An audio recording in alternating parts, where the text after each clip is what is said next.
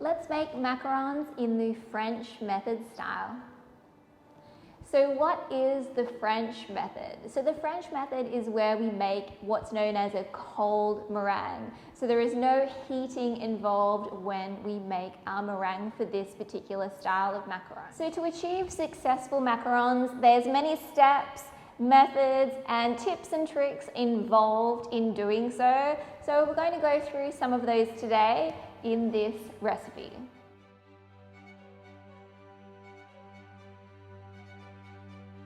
From my reading here, it tells me what the ambient humidity is in my room, and today it's 57%, which is a little on the high side when we are making macarons. So to ensure that we do all of these steps that are going to prevent the things that we don't want happening in our macarons, like explosions or like oily tops and many of the different things that we get fails with our macarons, we want to make sure that we dry out our almond meal or the nut meal that we are using. So into the oven, and 30 minutes at 95 degrees Celsius. And once that's done, we'll just let it cool before we continue with our recipe. So the first thing that you want to do, as always, is mise en place all of your ingredients for your recipe. Now with all of these macaron shell recipes, predominantly you'll find that I don't put a flavor within the shell. We like to keep them nice and neutral and make it all about those fillings. So now that I have all of my ingredients prepped, make sure when you are measuring your ingredients that you do use the appropriate equipment. Make sure you invest in a good quality scale, and for all your smaller measurements, you want to go ahead and use a micro scale. So anything that is less than about 40 grams, I would highly recommend to use a micro scale, just so you can ensure that you have all your measurements correct. So now we're going to start preparing the equipment that we are using. So when we do make a meringue, sometimes if there is fat, residual fat found on our bowl, it can sometimes stop the process of our egg replacer whipping into a beautiful foam. So to ensure that we get a lovely foam on our meringue, it is a good idea to grab yourself just some vinegar, just like some white vinegar or white wine vinegar, and just a kitchen towel. We're just going to put a little bit of vinegar onto our towel. And all of our equipment that we're using for our egg white replacer, we're going to rub it down with our vinegar. So our bowl, our whisk attachment. You can of course do all of this with a hand mixer as well. I'm also going to just go over my stick blender as well, just make sure it's not plugged in. I'm just going to go around here just to make sure there's no fat. And then once you've done that, you want to grab yourself a damp tea towel or cloth that is clean, and then go over it. So we're cleaning it with the vinegar, but then also removing the residual vinegar, just to ensure it's not going to interfere with our product. Now everything is nice and clean, we can get started. So the first thing that we're going to be doing now is preparing our egg white replacer, and we are using the professional ingredient, which is the gerbe, which is a potato protein blend, which also contains other ingredients that's going to help stabilize the foam and also create nice, moist and fluffy centers to our macarons. So I have my gerbe measured out. We also have some water here, and the sugar that we're using to create our meringue. Now I'm going to add just a spoonful of my sugar to my gerbe mixture, and I'm just going to mix this around, and this is going to help just disperse that powder and also assist in the whipping process in the first stages. So once that's all mixed together, we're going to pop that on top of our water. And using an immersion blender, we're going to blend everything together until it's well combined. So about 30 seconds.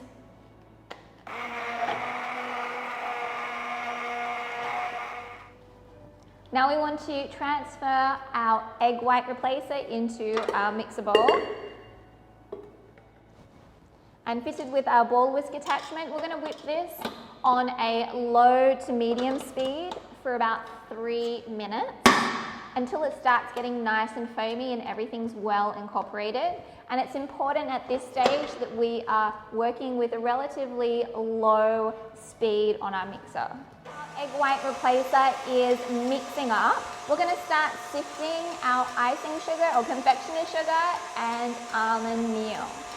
So I have this all measured out already. And the importance of sifting your almond meal and icing sugar is to ensure really beautiful, smooth tops.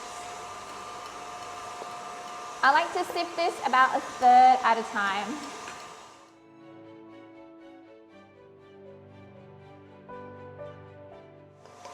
If you're struggling to get the last little pieces of your almond meal through, you can use a scraper and just scrape them through. If you've got a small amount, like a teaspoon or so left, don't worry too much about that. You can just set that aside. And I'm just going to pop my sifted icing sugar and almond meal just back in that small bowl because we're going to use this large bowl soon. Now that our vegan egg white replacer has been mixing for about 3 minutes, we're going to add 1/3 of our remaining sugar, which is for our meringue.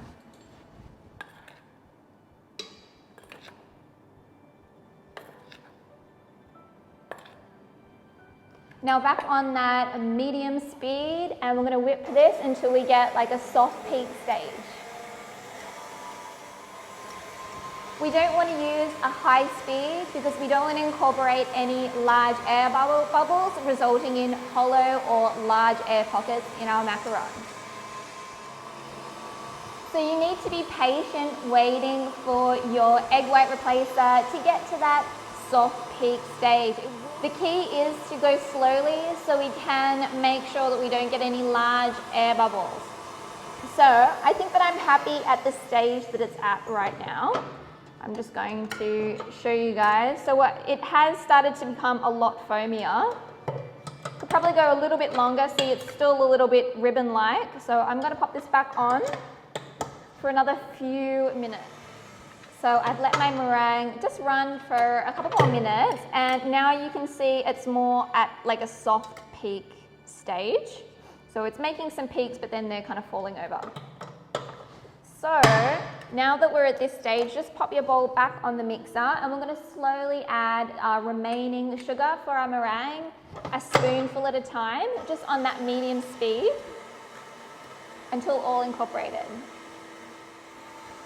Once all your sugar is incorporated, you may need to just scrape down the bowl quickly just to make sure all the sides are nice and clean. And then we're going to get back on the mixer now. Now we can increase the speed now, but we don't want to choose the highest speed, but we can go like the notch just below. So like medium to medium high speed. And we want to keep our meringue going until we achieve a stiff peak. So our mix has been running for another couple of minutes. We're going to check it now. So I can see that we're at a nice stiff peak stage, but we also want to make sure that our sugar has been dissolved. So you can just grab a little bit of it and just rub it between your fingers. And if it feels nice and smooth, there's no grainy bits, then you're good to go. And this feels nice and smooth. So now we can start adding our colour. So you want to try and pick some colours that are going to reflect the filling that you're going to have inside. So I'm going to be using these macarons for either a lemon or like a passion fruit filling I thought would be quite nice. So I thought I would go with a yellow colour. So it's very important when choosing your vegan colourings that you use what's known as a gel colouring. And some of my favorites are the Wilton brand, and they do have the vegan gel food colouring. So we're going to add this now to our meringue. And I think I'm going to do a little bit of a combination of the yellow and the orange so we get a nice golden color. And it's always a good idea just to start off small and then you can always add more in later.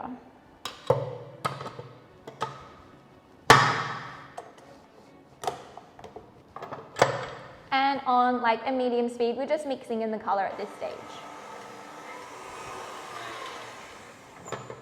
Now we do want to keep in mind that the color that we have here is going to be dulled out by our almond meal and icing sugar, so we do want to have quite a vibrant color. So I'm going to be adding a little bit more of my vegan color to this. So we have a beautiful golden meringue, and as you can see, it's beautiful and stiff peaks. Now what I want to do is take out my meringue here and actually put it into my larger bowl. It'll be much easier for us to do our macaronage, so combining all of our ingredients together. Now we're going to start adding in our almond meal and icing sugar, which we sifted earlier. And I'm going to add about half of it to begin with, and we're just going to gently fold this through. So when we fold through, we want to scrape around the edge of the bowl and then fold the mixture over itself, and then turn the bowl, cut through, fold over itself, and then around, scraping under and over itself, cut through and over. So basically the idea is we don't want to deflate that lovely meringue. So we're just alternating between cutting through and then kind of going around and under the bowl. So once that's mostly mixed through, we can add our remaining icing sugar and almond meal and just continue until it's all mixed through. Once everything is mixed through, you're going to be left with this very thick batter. And now we want to do what is known as our macaronage. Now you can do macaronage with either a spatula like this, or you can use like a scraper as well. So whichever you prefer. I think I'm going to use my spatula today because I'm only making a small quantity. So the macaronage is basically getting our batter to the correct consistency. And this is going to give us a smooth macaron shells and also give consistency, and yeah, so it's basically going to give us a consistent product. So to get it to the right texture, we're going to start deflating our batter.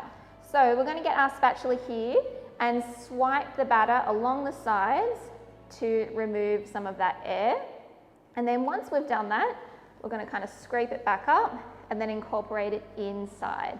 And then we're going to continue doing that until we get the consistency that we are looking for, and I'm going to show you that shortly. So we're going to continue this process. So deflating, scraping, combining, deflating. Another way we can also do it is kind of do a little zigzag where we're deflating this way as well. Okay, scrape together.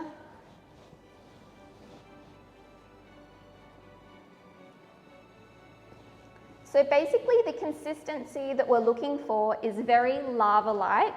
So you can already tell the consistency has started to change, but see how it's just kind of dropping off? We want it to be kind of running down. So we're going to do this a little bit more of our macaronage. I think we might already be there. So I'm just going to grab a bit. And if we can do a figure 8 with our batter, then we are ready, okay? So this is the consistency that we're looking at. Let's do another figure 8. So we should be able to do a figure 8, and I have my spoon probably like 15 centimeters maybe, like away from the bowl. And you see as it's dropping, it's slowly kind of melding into itself and becoming smooth again, okay? So that's the consistency that we are looking for. Now we can get this into our piping bag. Now when choosing a piping tip nozzle, I always advise that you go for something a little smaller. So I always like to use something between like a 5mm, and this one's probably more like a 6 or a 7, which is still okay. But nice and small is the best way to go, because the smaller nozzle tip is going to deflate any large air bubbles that may have been trapped in your batter. Now when filling your piping bag, I've just put my nozzle inside. Now what we're going to do is just make sure that it's nice and taut in there. And then we're going to twist the bag and then push it inside itself. That's going to prevent the batter from falling through the bottom. And then I like to grab myself like one of these little jugs, pop it in. And that just makes it much easier and hands-free. Now don't fill your piping bag all the way up to the top. It's always a good idea just to fill it maybe like a third of the way so you have more control when piping your macarons.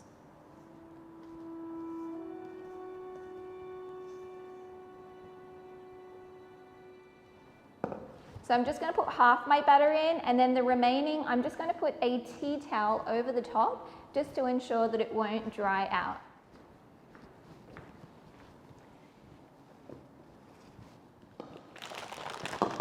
Now we're just going to grab our piping bag, twist the end so it's nice and taut.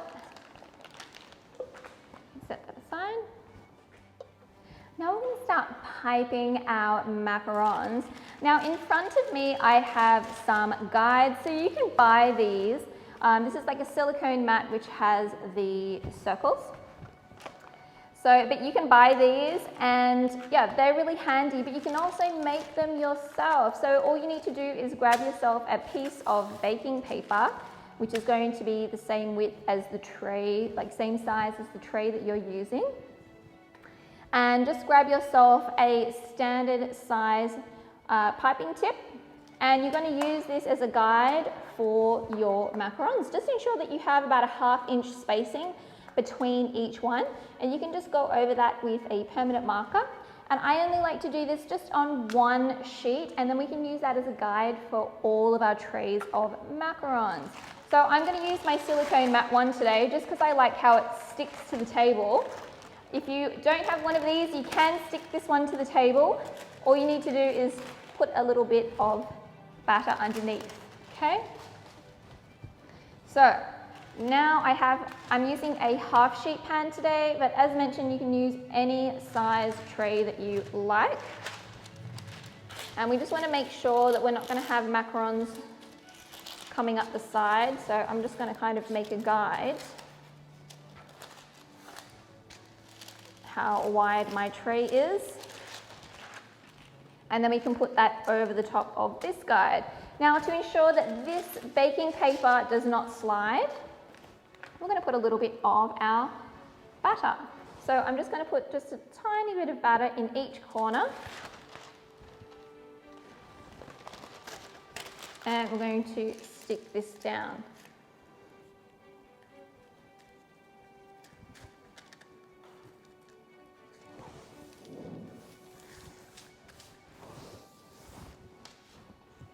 Now, when we're piping our macaron shells, it's very important that we make sure that we have a nice and taut on our bag so we have pressure.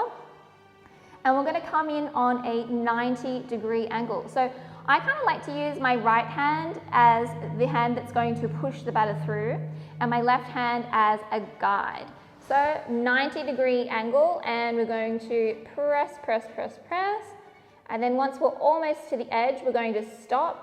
And then you can either swirl or just flick it off.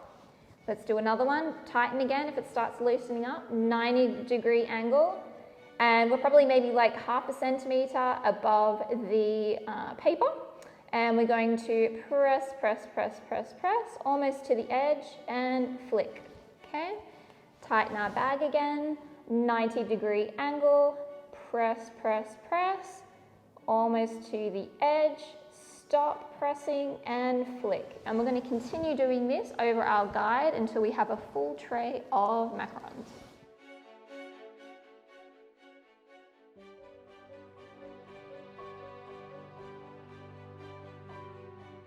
So once all your macarons have been piped out, we're going to take our tray, and I always like to just put a little bit of my batter in each corner. And we are going to carefully slide onto our tray.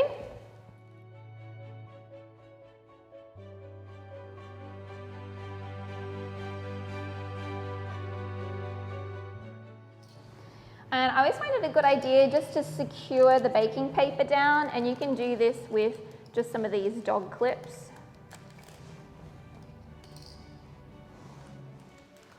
Now we get to this stage, we want to tap underneath just to bring any large air bubbles to the surface. So just give a good tap all around. And I like to do one slam that's going to bring any small air bubbles that are on the surface to pop. So I've lifted it maybe 30 centimeters above the counter and drop.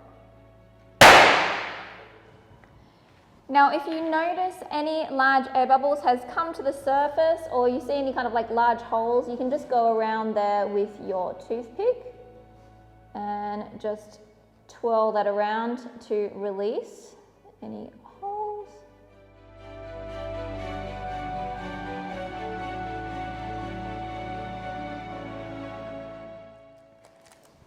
So as I'm going to use these ones here for like a passion fruit filling, I have here some black sesame seeds just to kind of give the illusion of the passion fruit seed inside. So I'm going to sprinkle a little bit of these over my macarons too.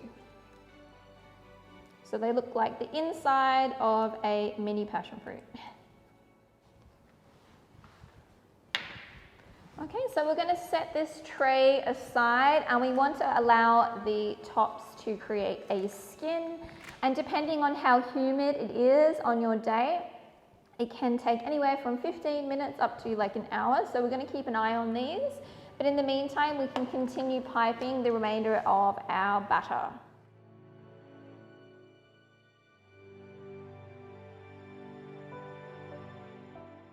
When you do get to the stage of having to refill your bag, the best thing to do is just, if they've got any remaining batter, just a little bit, just squeeze that out back into your main batter.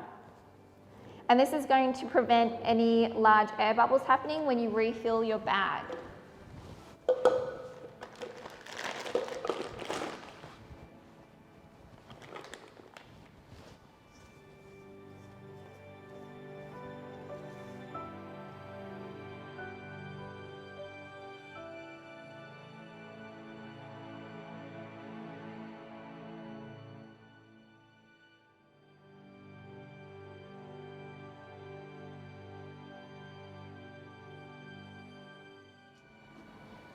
So our macarons have all been piped now, and we're going to dry them out. So you can do this just outside.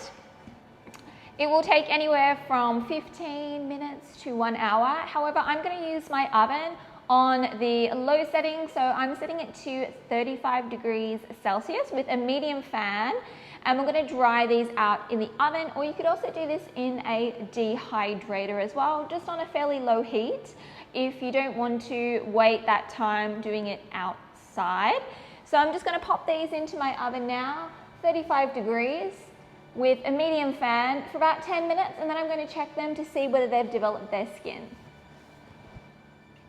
Okay, so I've just taken my macarons out of the oven, and the tops are nice and dry now, so they're dry to the touch, and you can feel that they've already started creating like a skin.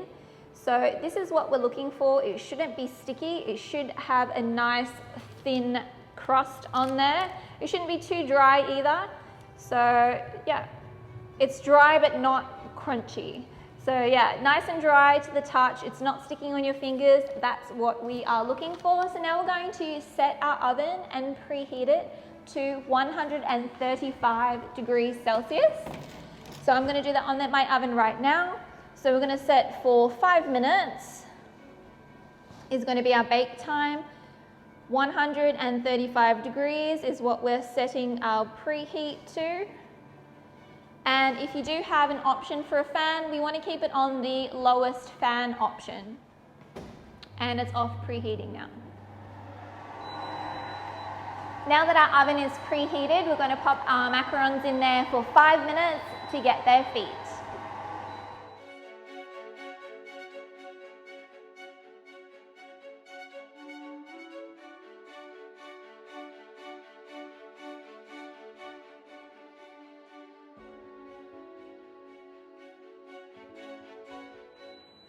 So our 5 minutes are up, we've got some nice feet. I'm just going to open my door, but just a crack. And so if you're using your home oven, you can just put like a tray or something in between, just so it's open just a crack. We're going to leave this for about 3 to 5 minutes. We just want to cool the oven down to 100 degrees Celsius before we get these back on and continue baking.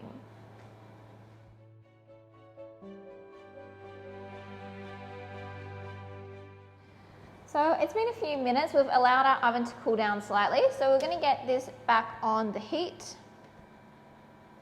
So I'm going to set this for, we're going to do 15 minutes at 100 degrees Celsius.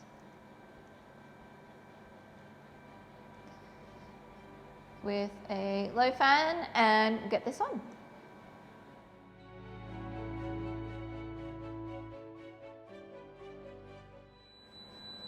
So our 15 minutes is up, and we're going to just quickly check our macarons, see whether they're lifting off their trays. They do look fantastic. So, oh, look, there we go. See, it's coming up nicely. So these are done. Don't worry if they are sticking a little bit in the middle, that's actually good. So I'm going to pop these aside. So just check each tray. These ones need a couple more minutes.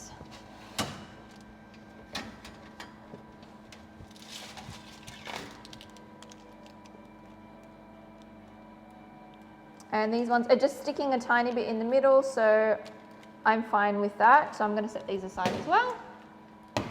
And we'll put these ones in for another like 3 minutes. So my macarons have been cooling on their trays for about 15 minutes. I'm going to take these off now. And I've just grabbed another tray which I know fits into my freezer. So I'm just going to transfer these macarons onto here. And you can stack them, that's not a problem.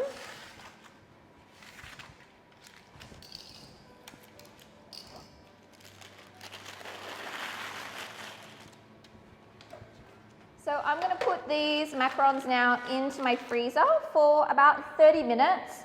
And that's going to chill them enough so they're all going to come up and I won't get any little bits stuck underneath, but it's also going to retain all of the moisture in our macarons too, so we get that beautiful crisp shell on the outside, soft, a little chewy on the inside. So into the freezer for about 30 minutes.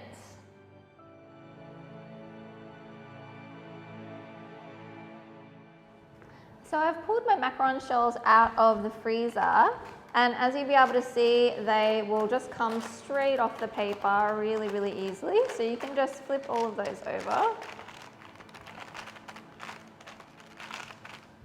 Now you can go ahead and fill these now, so match them up and fill them with your filling. Or if you want to store them, you can store them straight into a container now.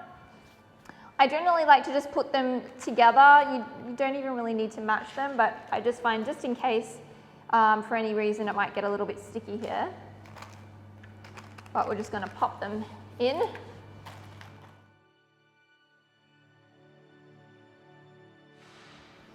Okay, so I have all my macaron shells in my container here. I'm just going to pop the lid on.